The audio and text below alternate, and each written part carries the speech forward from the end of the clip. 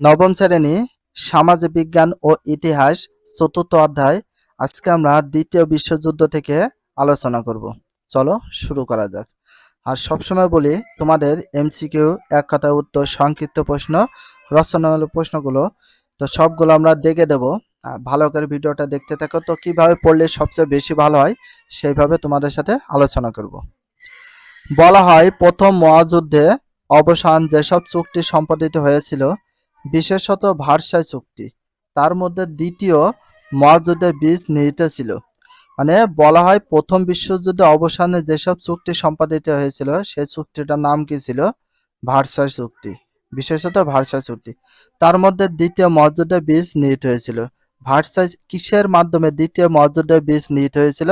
Versailles চুক্তির মধ্যেই।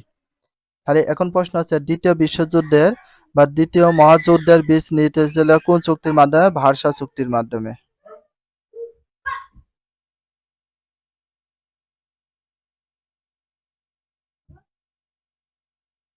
এই চুক্তি জার্মানির জন্য অবমাননা ও গ্লানিকর ছিল। ফলে মাত্র 15 বছরের মধ্যেই সেখানে অ্যাডলফ হিটলারের নেতৃত্বে, তার মানে কত বছরের মধ্যে? মাত্র 15 বছর পরে কিন্তু আবার দ্বিতীয় বিশ্বযুদ্ধ শুরু হয়। মধ্যে অ্যাডলফ হিটলারের নেতৃত্বে জাতীয়তাবাদী নাৎসি পার্টি ক্ষমতাসীন হয়। তারপর থেকে শুরু হয় জার্মানির শক্তি সঞ্চয়, বড় রকম যুদ্ধের প্রস্তুতি। পোল্যান্ড আক্রমণের মধ্যে দিয়ে এই যুদ্ধ শুরু হয়। তাহলে কোন যুদ্ধের, মানে কোন দেশের আক্রমণের মাধ্যমে দ্বিতীয় বিশ্বযুদ্ধ শুরু হয়? পোল্যান্ড আক্রমণের মধ্যে দিয়ে। কাকে আক্রমণের মধ্যে দিয়ে? পোল্যান্ড। পোল্যান্ড আক্রমণের মধ্যে দিয়ে দ্বিতীয় বিশ্বযুদ্ধ শুরু হয় 1939 সালে। তাহলে দ্বিতীয় বিশ্বযুদ্ধ শুরু হয় কত সালে? 1939 সালে। কত তারিখে? 1 সেপ্টেম্বর। মানে 1 সেপ্টেম্বর বা 1 সেপ্টেম্বর শুরু হয়। তাহলে দ্বিতীয় বিশ্বযুদ্ধ শুরু হয় কত সালে? 1939 সালে। 1939 সালে প্রথম ও 1 সেপ্টেম্বর। এগুলো মনে রাখতে হবে। এবার উভয় পক্ষের শক্তি সমাবেশ ঘটতে থাকে।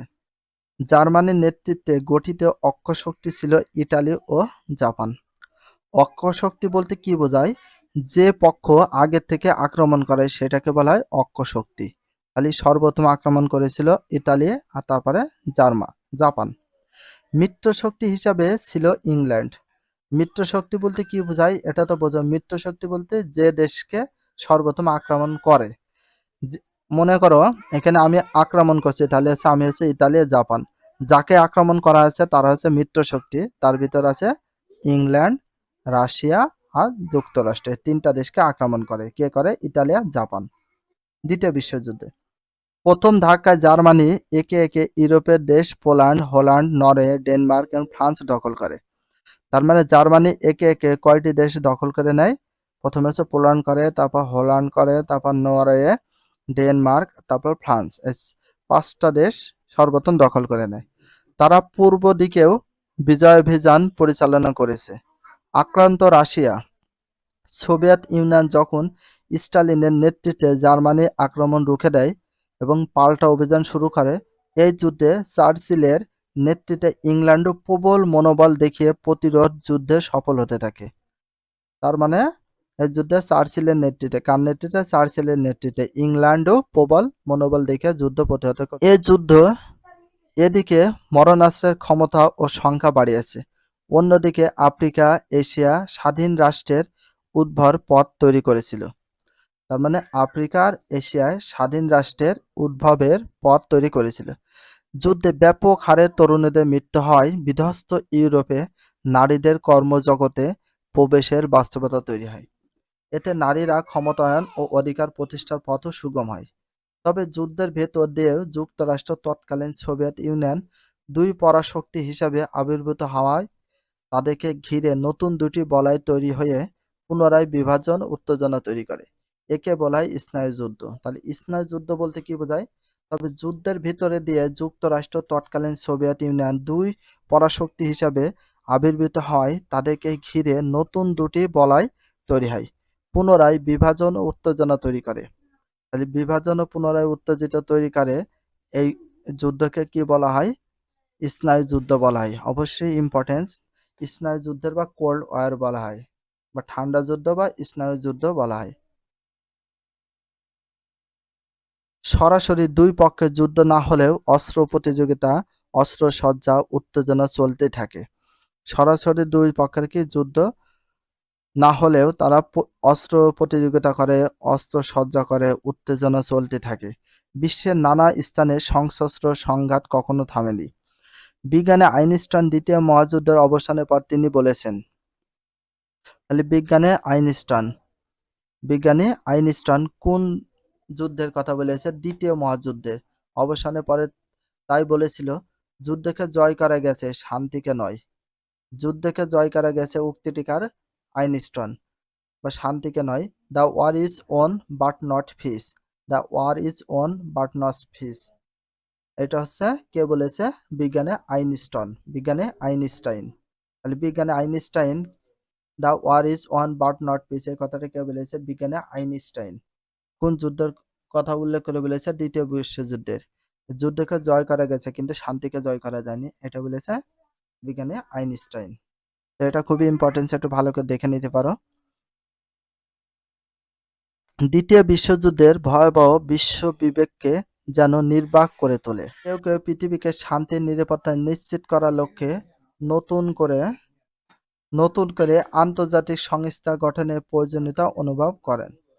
1941 সাল থেকে 1945 সাল পর্যন্ত 1941 থেকে 1945 সাল পর্যন্ত বিশ্ব নেতৃবৃন্দ বিশ্ব উত্তেজনা কমাতে অনেকগুলো শীর্ষ বৈঠক মিলিত হয়েছিল। এখানে বিশ্ব নেতৃবৃন্দ বিশ্ব উত্তেজনা কমাতে অনেকগুলো শীর্ষ বৈঠক মিলিত হয়েছিল কত সালে? 1941 থেকে 1945 সাল পর্যন্ত। 1941 সালে আগস্ট মাসে যুক্তরাষ্ট্রের প্রেসিডেন্ট রুজভেল্ট, ব্রিটিশ প্রধানমন্ত্রী চার্চিল আটলান্টিক চার্টার স্বাক্ষর করেন। তাহলে কত সালে? 1941 সালে। কোন মাসে? আগস্ট মাসে। যুক্তরাষ্ট্রের প্রেসিডেন্টের নাম কি ছিল? রুজভেল্ট। তাহলে যুক্তরাষ্ট্রের প্রেসিডেন্টের নাম ছিল রুজভেল্ট। তাহলে আটলান্টিক চার্টার, তাহলে প্রধানমন্ত্রী চার্চিল আটলান্টিক চার্টার স্বাক্ষর করেন। কে করে? যুক্তরাষ্ট্রের প্রেসিডেন্ট রুজভেল্ট, আর ব্রিটিশ প্রধানমন্ত্রী ছিল চার্চিল। আটলান্টিক চার্টার স্বাক্ষর করেন। এ সনদে বিশ্বের সকল জাতির আত্মনিয়ন্ত্রণ অধিকার, বাক স্বাধীনতা, স্থায়ী শান্তি স্থাপনের উদ্দেশ্যে আক্রমণকারীদের নিরস্ত্রকরণের কথা বলা হয়েছিল। এসব আদর্শের উপর ভিত্তি করে পরে জাতিসংঘ সনদ রচিত হয়। তাহলে জাতিসংঘ সনদ রচিত হয় কখন? এসব বিষয়ের উপর ভিত্তি করে। তবে জাতিসংঘ নামটি এসেছে 1942 সালে, 1 জানুয়ারি। জাতিসংঘের নামটি কত সালে এসেছিল? 1942 সালে 1 জানুয়ারি। 1942 সালে 1 জানুয়ারি ব্রিটেনে। তাহলে ব্রিটেন, যুক্তরাষ্ট্র, চীন, সোভিয়েত ইউনিয়ন যে এ ঘোষণা স্বাক্ষর করেছিল। তাহলে সর্বপ্রথম যে জাতিসংঘ কথাটি বা নামটি কত কত সালে এসেছিল? 1942 সালে 1 জানুয়ারি। কে কে এটা স্বাক্ষর করেছিল? ব্রিটেন করেছিল, যুক্তরাষ্ট্র করেছিল, চীন আর সোভিয়েত ইউনিয়ন, এই কয়টা রাষ্ট্র করেছিল স্বাক্ষর। সেই ঘোষণাপত্রের মধ্য দিয়ে এই 4টি দেশ এই ঘোষণাপত্রে আটলান্টিক চার্টার বর্ণিত নীতি ও আদর্শের প্রতি তাদের সমর্থনের কথা ব্যক্ত করেছিল, যা ইউনাইটেড নেশনস ডিক্লারেশন বা জাতিসংঘ ঘোষণা নামে পরিচিত। ইউনাইটেড নেশন ডিক্লারেশন বা জাতিসংঘ নামে পরিচিত। পরে 2 জানুয়ারি আরও 22টি রাষ্ট্র এই ঘোষণার প্রতি সমর্থন জানায়। তাহলে 1 জানুয়ারিতে 4টা দেশ ছিল এবং 2 জানুয়ারিতে ছিল 22টি রাষ্ট্র। কয়টি রাষ্ট্র? 22টি রাষ্ট্র। জাতিসংঘ গঠনের প্রেক্ষাপট হিসাবে মস্কো ঘোষণা, তেহরান। সর্বপ্রথম যখন 1942 সালে 1 জানুয়ারিতে ঘোষণাপত্র স্বাক্ষর করেছিল, টোটাল রাষ্ট্র ছিল কয়টি? 4টি। তার ভিতরে ছিল ব্রিটেন, যুক্তরাষ্ট্র, চীন আর সোভিয়েত ইউনিয়ন। পরে 1 জানুয়ারিতে, তারপরে কোন মাসে? 2 জানুয়ারি, মানে 2 জানুয়ারিতে মানে পরের দিনে 22টি রাষ্ট্র আরও ঘোষণাপত্রের সমর্থন জানায়। সম্মেলন ডুম্বারটন ওকস সম্মেলন, ইয়ালটান সম্মেলনের কথা উল্লেখ করা প্রয়োজন হয় বা করা প্রয়োজন। 1943 সালের অক্টোবর মাসে যুক্তরাষ্ট্রের, সোভিয়েত ইউনিয়ন, ব্রিটেন ও চীনের পররাষ্ট্রমন্ত্রীর মস্কোতে এক বৈঠক মিলিত হয় একটি ইশতেহার প্রকাশ করেন। তাহলে কত সালে? 1943 সালে। কোন কোন দেশ? যুক্তরাষ্ট্র, সোভিয়েত ইউনিয়ন, ব্রিটেন, চীন। তার মানে যুক্তরাষ্ট্র, সোভিয়েত ইউনিয়ন, ব্রিটেন আছে, আর এই চীন রাষ্ট্রগুলো এক বৈঠক মিলিত হয়ে একটি ইস্তাহার প্রকাশ করে, যা মস্কো ঘোষণা বা মস্কো ডিক্লারেশন নামে পরিচিত। তাহলে মস্কো ঘোষণা কত সালে? 1943 সালে। মস্কো ঘোষণা কত সালে? 1943 সালে। মস্কো ডিক্লারেশন নামে পরিচিত হয় কত সালে? 1943 সালে। মস্কো ঘোষণার একটি আন্তর্জাতিক সংস্থা গঠন করার কথা বলা হয়েছিল। এতে বলা হয়েছিল যে এ সংস্থা সকল শান্তিপ্রিয় দেশের সার্বভৌমত্ব ও সমতার নীতির উপর প্রতিষ্ঠিত হবে। যে একটা সংস্থা তৈরি হবে সেটা শান্তির ওপর, দেশের সার্বভৌমত্বের ক্ষেত্রে আর সমতার উপর একটা প্রতিষ্ঠিত হবে। বিশ্ব শান্তির নিরাপত্তা রক্ষার জন্য ছোট বড় শান্তিপ্রিয় সব দেশের এ সংগঠনের সদস্যপদ উন্মুক্ত থাকবে, সব দেশের জন্য উন্মুক্ত থাকবে, সেই কথা বলা হয়েছে। আর যে পিকচারটা দেখতে পাচ্ছ এটা হচ্ছে জাতিসংঘের প্রতীক বা পিকচার। 1943 সালের নভেম্বর মাসে তেহরানে বিশ্ব রাজনীতির 3 শীর্ষ নেতা, কত সালে? 1943 সালের নভেম্বর মাসে তেহরানে বিশ্ব রাজনীতির 3 শীর্ষ নেতা ছিল: রুজভেল্ট যুক্তরাষ্ট্র, স্টালিন সোভিয়েত ইউনিয়ন, চার্চিল ব্রিটেনের। অপর একটি শীর্ষ বৈঠক মিলিত হন। এক যৌথ বিবৃতিতে তারা জানান যে একটি আন্তর্জাতিক সংস্থায় যোগদানের জন্য বিশ্বের সকল ছোট বড় দেশকে আমন্ত্রণ জানানো হবে। তারা আরও জানিয়েছিলেন যে বিশ্ব শান্তি রক্ষায় তাদের উদ্যোগ সফল হবে এবং শান্তি প্রতিষ্ঠার মধ্যে দিয়ে বিশ্বের সকল জাতি যুদ্ধের ভয়াবহতা কাটিয়ে উঠতে পারবে। যে আন্তর্জাতিক সংস্থা গঠনের উদ্যোগে নেওয়া হয়েছিল তার রূপরেখা প্রণীত ও গৃহীত হয় 1944 সালের আগস্ট মাসে ওয়াশিংটন ডুম্বারটন ওকস সম্মেলনে। তাহলে কত সালে? 1944 সালে। কোন মাসে? আগস্ট মাসে ওয়াশিংটন ডুম্বারটন ওকস সম্মেলন হয়। প্রথম পর্যায়ে সোভিয়েত ইউনিয়ন, যুক্তরাষ্ট্র, গ্রেট ব্রিটেনের মধ্যে আলোচনা অনুষ্ঠিত হয়। দ্বিতীয় পর্যায়ে আলোচনা শুরু হয় 1944 সালের 29 সেপ্টেম্বর থেকে। তা চলে 7 অক্টোবর পর্যন্ত। সম্মেলনে একটি বিশ্ব সংস্থা গঠন ও কাঠামো সম্পর্কে প্রস্তাব গৃহীত হয়।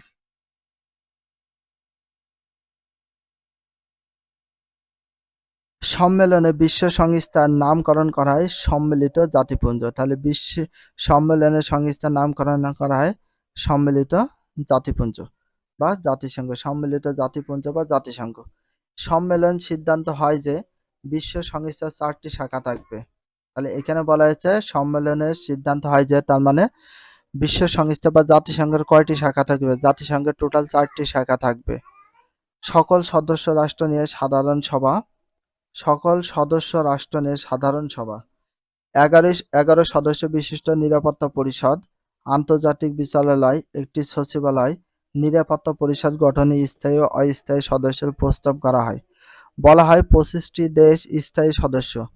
তাহলে বলা হয় কয়টি দেশ স্থায়ী সদস্য? 25টি দেশ স্থায়ী সদস্য। 6টি দেশ অস্থায়ী সদস্যপদ পাবে। তাহলে 25টি দেশ স্থায়ী সদস্য পাবে আর 6টি দেশ অস্থায়ী সদস্যপদ পাবে। অস্থায়ী সদস্যপদ সম্পর্কে বলা হয়েছিল 2 বছর পর পর সাধারণ সভা কর্তৃক এরা নির্বাচিত হতে হবে।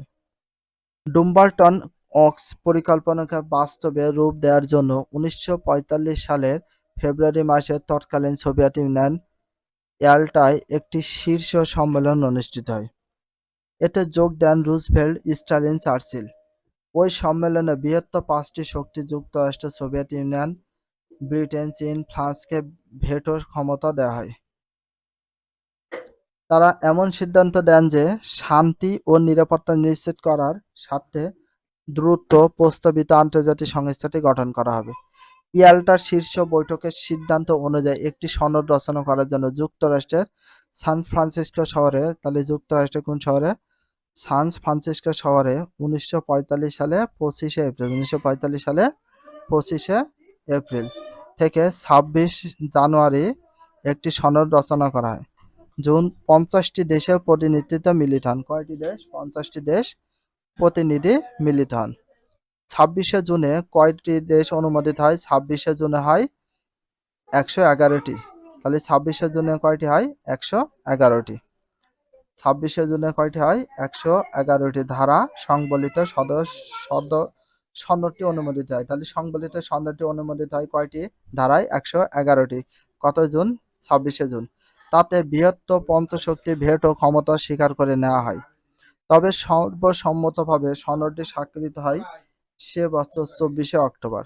মোট 51টি দেশ মূলদ সনদে স্বাক্ষর করেছিল। তাহলে মোট কয়টি দেশ মূলদ সনদে স্বাক্ষর করেছিল? মাত্র 51টি দেশ। তাই আমরা প্রতি বছর 24শে অক্টোবর জাতিসংঘ দিবস। তাহলে জাতিসংঘ দিবস কত সালে পালন করা হয়? 24শে অক্টোবর। 24শে অক্টোবর জাতিসংঘ দিবস পালন করা হয়। তো যাই হোক, এই পর্যন্ত আজকে আমরা আলোচনা করলাম। ভিডিওটা যদি ভালো লাগে চ্যানেলে সাবস্ক্রাইব, পেজ হলে ফলো করে দিও, তার সাথে একটা লাইক এবং একটা কমেন্ট করে দিও। নেক্সট ভিডিও পাওয়ার জন্য অবশ্যই বেল আইকনটা অল করে রাখো, যাতে নিউ ভিডিও আপলোড দেওয়ার সাথে সাথে সর্বপ্রথম তোমাদের কাছে নোটিফিকেশনটা পৌঁছে যায়। If you love this video, please subscribe my channel, like, comment, share, hit the bell icon for getting next video. So everyone, take care, love you, Allah Hafiz, bye bye.